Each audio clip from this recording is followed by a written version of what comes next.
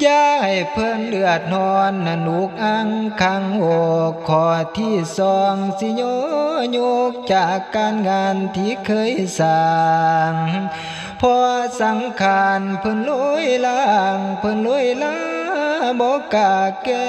อย่าให้พ่อแม่สู้ดอกสู้คำอีกต่อไป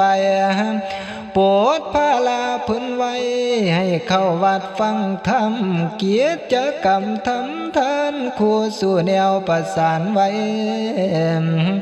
ข้อที่สามดำรงให้วงตระกูลของท่านได้แก่การก่อตั้งตามแท่พ่อแม่ตน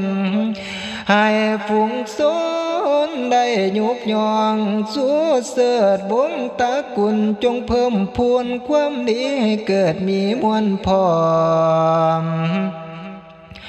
ขอ